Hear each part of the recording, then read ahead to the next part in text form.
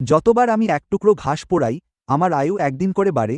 এই শক্তিটা আমি পরপারে যাওয়ার পর অর্জন করেছি। শুধু জীবন্ত জিনিস ধ্বংস করেই আমি সমপরিমাণ আয়ু লাভ করতে পারি। বছরের পর বছর ধরে সঞ্চয়ের পর আমার আয়ু 2,50,000 বছরে পৌঁছেছে। তবুও আমি কোনো আনন্দ অনুভব করি না, কারণ আমি কেবল আমার ঘরের মধ্যেই সাধনা করতে পারি এবং স্বাধীনভাবে উঠতে পারি না। এত আয়ু থাকার কী লাভ? 3 বছর পর আমি বুঝতে পারলাম যে আয়ুর অন্যান্য ব্যবহারও আছে। সেদিন যখন আমি আমার ঘরে শেষ অবশিষ্ট বন্ধুকে বিদায় জানানোর প্রস্তুতি নিচ্ছিলাম, তখন সাদা পোশাক পরা একজন মধ্যবয়সী লোক হঠাৎ আমার দিকে উড়ে এলেন। আমার চোখ সামান্য সরু হয়ে গেল। এটা স্পষ্টতই মর্ত্যলোকে পাওয়া যায় এমন গতি ছিল না। তিনি কি কোনো পূর্বপুরুষ? সঙ্গে সঙ্গে আমি এক হাতের ইশারায় অদৃশ্য হওয়ার অ্যারেটি সক্রিয় করলাম এবং উঠোনটি এক মুহূর্তে অদৃশ্য হয়ে গেল। তবুও সাদা পোশাক পরা মধ্যবয়সী লোকটি আমার উঠোনের উপরে ভাসতে থাকলেন, একটি স্ফটিক চাকতি হাতে নিয়ে বিড়বিড় করে বলতে থাকলেন, এটাই সঠিক জায়গা। এখানে কেউ নেই কেন? উদ্ধৃতি চিহ্ন। নিচে দাঁড়িয়ে আমিও সাদা পোশাক পরা মধ্যবয়সী লোকটির শরীর থেকে নির্গত শক্তিশালী আভা অনুভব করলাম। তিনি নিঃসন্দেহে একজন প্রাচীন অমর ছিলেন। কিন্তু তিনি আমাকে খুঁজতে কেন এসেছিলেন? আমি যখন এই নিয়ে ভাবছিলাম, ঠিক তখনই সাদা পোশাক পরা লোকটি হঠাৎ বাতাসে হাত নাড়লেন, যার ফলে শূন্যস্থান কেঁপে উঠল। বজ্রের মতো গর্জন করে শক্তির একটি ঢেউ মাটিতে আঘাত হানল, যা সঙ্গে সঙ্গে অদৃশ্যতার বেষ্টনীটি ভেঙে দিল। প্রাঙ্গণ এবং কয়েক ডজন প্রতিরক্ষামূলক বেষ্টনী দৃশ্যমান হল। সাদা পোশাক পরা মধ্যবয়সী লোকটি নিচের বেষ্টনীগুলোর দিকে এক অদ্ভুত অভিব্যক্তি নিয়ে তাকিয়ে রইলেন, ঠিক যেমনটা আমি ভেবেছিলাম। কি অদ্ভুত! তারপর তিনি প্রাঙ্গণের মাঝখানে আমার দিকে দৃষ্টি ফেরালেন এবং গম্ভীর কণ্ঠে ঘোষণা করলেন, আমি শনি, অমর সম্রাটের আদেশে কাজ করছি। আমি মর্ত্যলোকের সমস্ত প্রধান শহরে অমরত্বের জন্য নিয়তি নির্ধারিতদের সংগ্রহ করতে এসেছি। তাড়াতাড়ি বেষ্টনী ভেদ করে বেরিয়ে এসো। আমাকে অনুসরণ করে অমরলোকে চলো। উদ্ধৃতি চিহ্ন। এই কথা শুনে আমার চোখ বিস্ময়ে ঝলমল করে উঠল। আমি আশা করিনি যে এই লোকটি আমাকে অমরলোকে নিয়ে যাওয়ার জন্য এখানে থাকবে। আমি তৎক্ষণাৎ শ্রদ্ধার সাথে মাথা নত করে বললাম, প্রণাম, শ্রদ্ধেয় বয়োজ্যেষ্ঠ। এখানে আমার এখনও কিছু অসমাপ্ত কাজ আছে। আমাকে কি পরে কোনো এক সময় অমরলোকে যাওয়ার অনুমতি দেওয়া যেতে পারে? আমার এক ছোট ভাই আছে, সেও মহানগরী রাজ্যের একজন বয়োজ্যেষ্ঠ। আপনি কি তাকে আগে অমরলোকে নিয়ে যেতে পারবেন?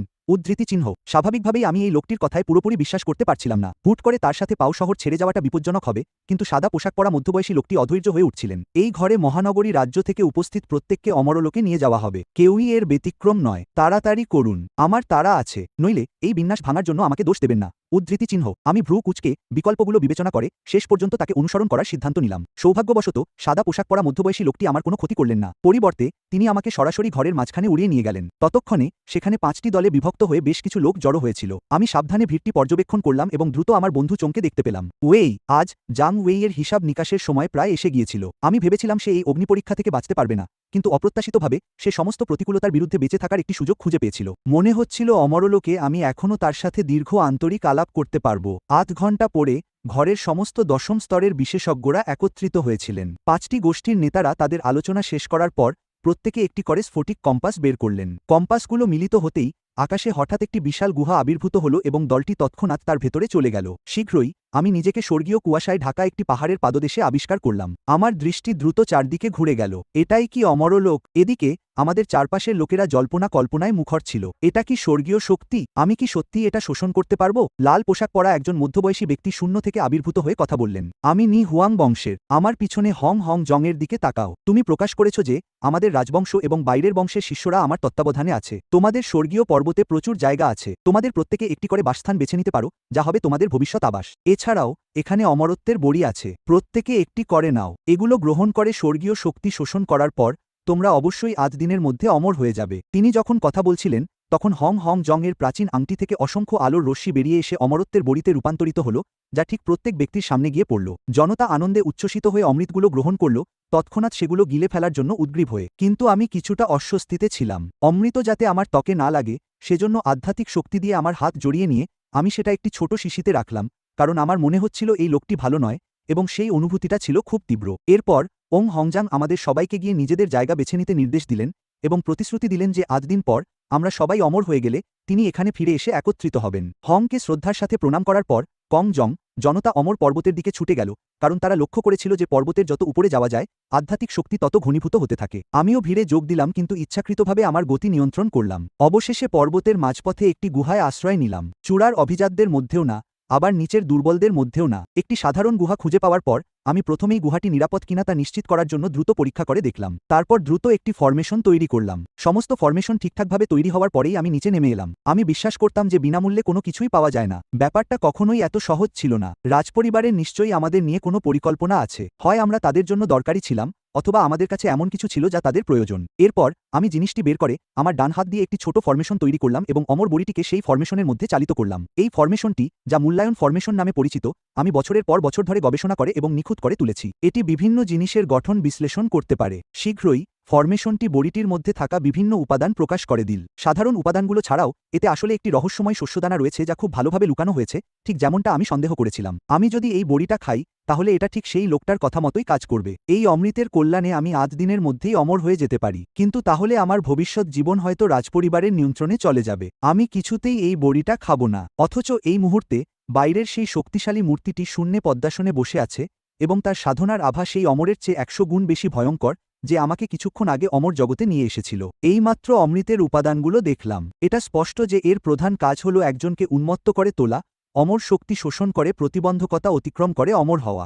আমি যদি অমৃতটা না খাই তাহলে দ্রুত অমর শক্তি শোষণের জন্য বিশাল আত্মা বিন্যাসটি সক্রিয় করতে পারব না। তাই আমি আবার বিন্যাসটি স্থাপন করলাম। কিছুক্ষণের মধ্যেই একের পর এক বিশাল আত্মা বিন্যাস সফলভাবে স্থাপন করা হলো। গুহার ভেতরের অমর শক্তি আমার দিকে একত্রিত হল। আজ দিনের মধ্যেই আর মাত্র একদিন বাকি ছিল, কেবল একটি শেষ স্তম্ভ। টাইমার শূন্যে পৌঁছানোর সাথে সাথেই আমি অবশেষে চোখ খুললাম। শক্তির এক প্রবল ঢেউ চারদিকে ছড়িয়ে পড়ল। আমি সত্যিই অমরত্বে উন্নীত হয়েছিলাম। আমার সাধনার বছর 30,000 বেড়ে গিয়েছিল। এই মুহূর্তে আমার মোট সাধনার বছর 280,000 পৌঁছেছিল। মনে হচ্ছিল আমার বাজিটা কাজে লেগেছে। ভেদ করে বেরিয়ে আসার পর আমি দ্রুত গঠনগুলো ভেঙে গুহা থেকে বেরিয়ে এলাম। ততক্ষণে চত্বরে বিশাল ভিড় জমে গিয়েছিল, আর হুয়াং হং জং শূন্যে দাঁড়িয়েছিলেন। দৈত্যের মতো তীক্ষ্ণ দৃষ্টিতে তিনি সবার দিকে স্থির ছিলেন। তার আগের সৌম্য ভাব উধাও হয়ে গিয়েছিল, তার জায়গায় এসেছিল কিছুটা বিষণ্ণ ভাব। সময় হলে তিনি শীতল স্বরে বললেন, সবাই এক্ষুনি বেরিয়ে এসো, দেরি করলে শাস্তি দেওয়া হবে। উদ্ধৃতি চিহ্ন। এই কথাগুলো বলামাত্রই তার আচরণের আকস্মিক পরিবর্তনে সবাই হতবাক হয়ে গেল। এরপর তিনি সেই চারজনের দিকে দৃষ্টি স্থির করলেন যারা উন্নীত হতে ব্যর্থ হয়েছিল এবং ঠান্ডা গলায় জিজ্ঞাসা করলেন, আপনি কেন উন্নীত হননি সিনিয়র? আমি জানি না কেন, একজন উত্তর দিল। ওই একটি ঘটনাতেই আমার সাধনা ধ্বংস হয়ে গেছে। উদ্ধৃতি চিহ্ন। আরেকজন বলল, বাকি দুজনের অজুহাতও একই রকম ছিল। তবে হং হং জং শুধু তাচ্ছিল্যের হাসি হাসল। বেশ, তাহলে তোমরা আমার কোনো কাজে আসবে না। তার মুখ থেকে কথাগুলো বের হতে না হতেই চারটি দেহ কোনো সতর্কবার্তা ছাড়াই বিস্ফোরিত হয়ে গেল, বাতাসে রক্তের কুয়াশা ভেসে বেড়াল। এই দৃশ্য উপস্থিত সবাইকে হতবাক করে দিল। এরপর হং হং জং ঠান্ডা গলায় বলতে লাগলো, আর তোমাদের বাকিদের কথা বলতে গেলে, যেহেতু তোমরা সবাই অনুগত ছিলে, তাই হং পরিবার স্বাভাবিকভাবেই তোমাদের সাথে অন্যায় আচরণ করবে না। এখন থেকে তোমরা হং পরিবারের প্রতিনিধি। আনুগত্য করতে থাকো এবং আমরা তোমাদের বাঁচতে দেব, কিন্তু যদি কেউ আবার অবাধ্য হয় তবে তার পরিণতি এদের চেয়েও ভয়াবহ হবে। উদ্ধৃতি চিহ্ন। উপস্থিত সবাই দম বন্ধ করে রইল। আমি শান্তভাবে হং হং জং এর কথাগুলো বিশ্লেষণ করতে লাগলাম। প্রতিনিধি শব্দটি কি আয়ুর সাথে সম্পর্কিত হতে পারে? এই রাজকীয় উপহার কি আমাদের পরিত্রাণ হতে পারে? উদ্ধৃতি চিহ্ন। উপস্থিত সবাই একে অপরের দিকে তাকালো, তাদের চোখে বিস্ময় ও বিভ্রান্তি ফুটে উঠেছিল। তারা পরিত্রাণের আশা দীর্ঘায়িত করার জন্যই অমরত্বে আরোহণ করতে উৎসুক ছিলেন। তারা পরিত্রাণের অমূল্যতা উপলব্ধি করেছিলেন। তখন ভিড়ের মধ্যে থেকে একজন বয়স্ক লোক বলে উঠলেন, পূর্বপুরুষ ও বয়োজ্যেষ্ঠগণ, আপনারা সত্যি বলছেন। আপনারা আমাদের অমর হতে সক্ষম করেছেন। এটি একটি জীবন রক্ষাকারী কৃপা। কিন্তু এই অনুমোদনের ঠিক কী অর্থ? উদ্ধৃতি চিহ্ন। হ্যাং জং এর ঠোঁটে এক কুটিল হাসি ফুটে উঠল। আপনার মনোভাব প্রশংসনীয়। আমরা রাজপরিবারের সদস্যরা আপনাদের রক্ষা করেছি এবং উত্তরণের আশীর্বাদ দিয়েছি। আপনাদের জীবন এখন রাজপরিবারেরই। এতে কোনো ভুল নেই, তাই না? উদ্ধৃতি চিহ্ন। হ্যাঁ, বয়োজ্যেষ্ঠ, এতে কোনো ভুল নেই। উদ্ধৃতি চিহ্ন। কিন্তু তাহলে কি এর মানে এই নয় যে আপনাদের সমর্থনও রাজপরিবারেরই প্রাপ্য? এর কোনো অর্থ থাকে না, তাই না? উদ্ধৃতি চিহ্ন। না, এখন যেহেতু আপনারা একটি নতুন স্তরে উন্নীত হয়েছেন, আপনাদের সাধনার সমর্থন 30,000 বছর বৃদ্ধি পেয়েছে। রাজপরিবারের পক্ষে আপনাদের কাছ থেকে 30,000 বছরের সমর্থন সংগ্রহ করাটাই ন্যায্য। উদ্ধৃতি চিহ্ন। এই কথাগুলো বলামাত্রই চত্বরটি আবারও নিস্তব্ধ হয়ে গেল, আর হং হং জাং নির্বিকারভাবে বলতে থাকল, রাজপরিবার আপনাদের বিভিন্ন সাধনার উপকরণ সরবরাহ করতে এবং আশীর্বাদ প্রদান করতে থাকবে। আপনার সাফল্যের জন্য মাসে একবার, তবে প্রতিবার আপনি সাফল্য অর্জন করলে আমরা সমপরিমাণ সহায়তা সংগ্রহ করব, যার ফলে আপনার কাছে মাত্র 1000 বছর থাকবে। সংগ্রহের পদ্ধতি সম্পর্কে আপনি শীঘ্রই জানতে পারবেন। এটা শুনে আমি অবশেষে অবদানের আসল অর্থ বুঝতে পারলাম। এটা ঠিক পেঁয়াজকলি চাষ করার মতো। আপনি এক দফা পেঁয়াজকলি চাষ করেন, ফসল তোলার মরশুম পর্যন্ত অপেক্ষা করেন এবং তারপর আবার ফসল তোলার জন্য চাষ করতে থাকেন। কিন্তু আমি জানতে আগ্রহী, এই অবদানের আসল উদ্দেশ্যটা কি, আর তারা এটা কিভাবে সংগ্রহ করবে? তাদের নিয়ন্ত্রণে এত প্রাপক থাকায় আমরা কি সহজ লক্ষ্যবস্তু হব না? এই চিন্তাটা আমার মনকে ভারাক্রান্ত করে দিল। মনে হচ্ছে আমাকে এই জায়গা থেকে পালানোর একটা উপায় খুঁজে বের করতে হবে। সর্বোপরি আমি তো হাড়ের বিষ মেশানো বড়িটা খাইনি। ঠিক তখনই হং হংজাং একটি অশুভ হাসি হাসল। আমি জানি তোমাদের মধ্যে কেউ কেউ ইতিমধ্যেই পালানোর কথা ভাবছ, কিন্তু আমি তোমাদের একটা কথা বলি। আমি তোমাদের আগে যে অমৃতগুলো দিয়েছিলাম তাতে একটি বিশেষ হাড়ের বিষ রয়েছে। একটি শক্তিশালী শক্তির উপর নির্ভর করে তোমাদের রাজকীয় কর্তৃপক্ষের হাত থেকে বাঁচতে দেওয়ার পরিবর্তে, বন্ধু, আমি বরং চাই তুমি এটা সরাসরি অনুভব করো। কথা বলতে বলতে সে অমর শক্তিতে ভরপুর একটি ছোট ঘণ্টা বের করল। ঘণ্টাটা হালকা নাড়াতেই উপস্থিত সকলের চোখ আতঙ্কে বড় বড় হয়ে গেল। তবুও আমাদের শোনার চেষ্টা সত্ত্বেও এটা সামন্ততান্ত্রিক মনে হচ্ছিল, যেন কিছু একটা আমাদের মস্তিষ্কে ছিদ্র করে দিচ্ছে। যন্ত্রণা এতটাই তীব্র ছিল যে আমরা সঙ্গে সঙ্গে জ্ঞান হারিয়ে মাটিতে লুটিয়ে পড়লাম। এই দৃশ্য দেখে আমি দৃঢ়ভাবে ভিড়ের মধ্যে মিশে গেলাম এবং বিশ্বাসযোগ্য অভিনয় করতে লাগলাম। 3 দিন পর হংকং জং তার কার্যকলাপ থামালো এবং ভিড় ধীরে ধীরে জ্ঞান ফিরে পেল। হং জং ঠান্ডা গলায় বলল, এই হাড়ের বিষ সক্রিয় করার কোনো প্রয়োজন নেই। এটি বছরে একবার সক্রিয় হবে। যদি তোমরা আগে থেকে প্রতিষেধক গ্রহণ না করো তবে তোমরা নিশ্চিতভাবে মারা যাবে। এইবার তোমাদের সাহায্য সংগ্রহ করার পর তোমরা 1000 বছর স্বাধীনভাবে চলাফেরা করতে পারবে, কিন্তু প্রতি বছরের শেষে বিষক্রিয়া কমানোর জন্য তোমাদের অবশ্যই প্রতিষেধক সংগ্রহ করতে ফিরে আসতে হবে।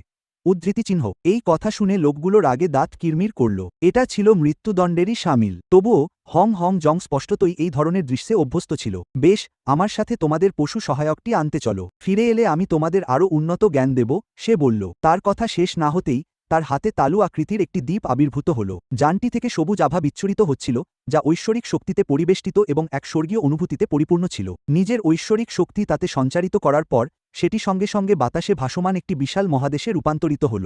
দলটি বাধ্য হয়ে মহাদেশটিতে প্রবেশ করল। তাতে পা রাখার মুহূর্তেই আমরা চারপাশকে ঘিরে থাকা এক শক্তিশালী শক্তি অনুভব করলাম। আমাদের যদি ভুল না হয়ে থাকে তবে এই যানটির প্রতিরক্ষা ক্ষমতা ছিল অসাধারণ শক্তিশালী, যদিও এমন একটি জাদুকরী বস্তু কিভাবে তৈরি করা হয়েছিল সে সম্পর্কে আমাদের কোনো ধারণা ছিল না। এরপর হং জং মহাদেশটিকে শূন্যে অদৃশ্য হয়ে যাওয়ার আদেশ দিল, যা প্রচণ্ড গতিতে ছুটে চলল। কিছুক্ষণ পর মহাদেশটি একটি বর্গক্ষেত্রে অবতরণ করল।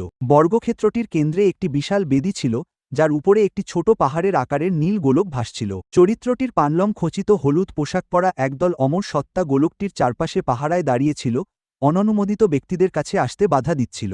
হং চং দলটিকে গোলকটির সামনে নিয়ে গেল, একটি টোকেন বের করে সেখানে পাহারায় থাকা এক শ্বেতকেশী প্রবীণের হাতে তুলে দিল। টোকেনটি পরীক্ষা করার পর প্রবীণটি আমাদের যাওয়ার অনুমতি দিলেন। তারপর হং জং এর নির্দেশনায় আমি এমন এক বিস্ময়কর কাঠামোর সামনে এসে পৌঁছালাম যা আমাকে মুহূর্তের জন্য বাকরুদ্ধ করে দিয়েছিল। এটা কি পিরামিড? আমার পূর্বজন্মের ভবনগুলোর প্রায় হুবহু অনুরূপ ভবনগুলো দেখে আমার মনে সন্দেহের উদ্রেক হল। এদিকে হং জং ভিড়ের দিকে নজর বুলিয়ে তার আদেশ জারি করল।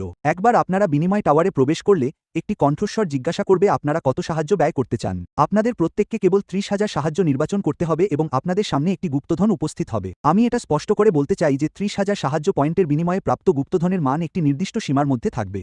উদ্ধৃতি চিহ্ন। যদি আমি জানতে পারি যে কেউ পুরো 30,000 সাপোর্ট পয়েন্ট দেয়নি তবে তাকে ঘটনাস্থলেই মৃত্যুদণ্ড দেওয়া হবে। নিশ্চিন্ত থাকুন, মনে হচ্ছে আপনার কাছে ঠিক কত সাপোর্ট পয়েন্ট আছে তা তারা সঠিকভাবে নির্ণয় করতে পারে না। উপস্থিত জনতা প্রতিরোধ করার সাহস করল না। তারা সবাই একযোগে মাথা নাড়ল এবং বাধ্য হয়ে এক্সচেঞ্জ টাওয়ারের প্রবেশপথের দিকে এগিয়ে গেল, যেখান থেকে এক উজ্জ্বল আভা বিচ্ছুরিত হচ্ছিল। এক্সচেঞ্জ টাওয়ারে প্রবেশ করার পর আমি হঠাৎ আমার শরীর জুড়ে এক স্বচ্ছতা অনুভব করলাম এবং নিজেকে এক বিশাল সীমাহীন স্থানে আবিষ্কার করলাম। এই স্থানের মধ্যে নড়াচড়া শুরু করার আগেই আমি একটি প্রাচীন ঘোড়ার কণ্ঠস্বর শুনতে পেলাম।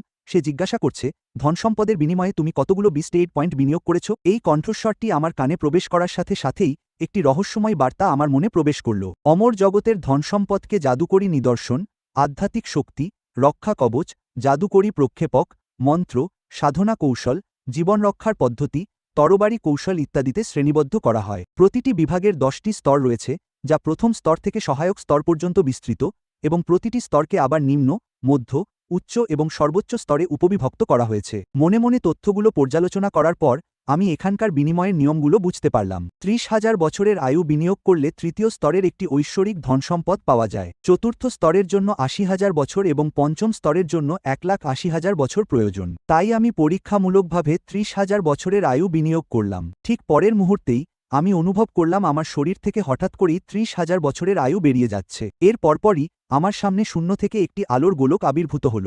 গোলকটি ফেটে যেতেই একটি রক্তবর্ণ অমর সত্তা বেরিয়ে এল। আমার সামনে তরবারিটি নিশ্চল হয়ে ভাসছিল। এটি ছিল তৃতীয় গ্রেডের সর্বোচ্চ স্তরের একটি অমর তরবারি, যা আমি এ পর্যন্ত দেখা যে কোনো তরবারির চেয়ে অনেক বেশি উন্নত। আমি তরবারিটি হাতে তুলে নিলাম, গভীর মুগ্ধতায় তা দেখছিলাম, কিন্তু আমি জানতাম আমাকে এটি হস্তান্তর করতে হবে। তবে আমার কাছে তখনও 2,50,000 বছরের আয়ুষ্কালের সঞ্চয় বাকি ছিল। এই সুযোগে কি আমি সেগুলো কিছু ধনসম্পদের বিনিময়ে ব্যবহার করব? চিন্তাটা আমার মনে গেঁথে গেল এবং কিছুতেই মিলিয়ে যেতে চাইল না। তবুও আমার ভয় হচ্ছিল যে আমি চলে যাওয়ার পর তারা হয়তো আমাকে পুঙ্খানুপুঙ্খভাবে তল্লাশি করবে। তবে এক মুহূর্ত চিন্তা করার পর আমি ঝুঁকিটা নেওয়ার সিদ্ধান্ত নিলাম। সর্বোপরি যেহেতু কেবল একজনই উপস্থিত, তারা সম্ভবত সবাইকে পুঙ্খানুপুঙ্খভাবে তল্লাশি করবে না। 30,000 বছরের আয়ুষ্কালের সমতুল্য ধনসম্পদটি হল তৃতীয় গ্রেডের একটি অমর ধনসম্পদ। যতক্ষণ আমি একটি সর্বোচ্চ স্তরের তৃতীয় গ্রেডের অমর ধনসম্পদ হস্তান্তর করছি, ততক্ষণ অন্য কোনো ধনসম্পদ জমা করে রাখার ব্যাপারে তাদের আমার উপর সন্দেহ করার কথা নয়। ঠিক তখনই সেই অভিজ্ঞ কণ্ঠস্বরটি আবার শোনা গেল। তোমার কাছে কি এখনও সাপোর্ট পয়েন্ট আছে? তুমি কি সেগুলো কোনো ধনসম্পদের বিনিময়ে ব্যবহার করতে চাও? এবার আমি 80,000 বছরের আয়ু বিনিয়োগ করেছি। যদিও আমি এখন 1,80,000 বছর বিনিয়োগ করে একটি পঞ্চম শ্রেণীর অমর ধনসম্পদের বিনিময়ে তা পেতে পারতাম,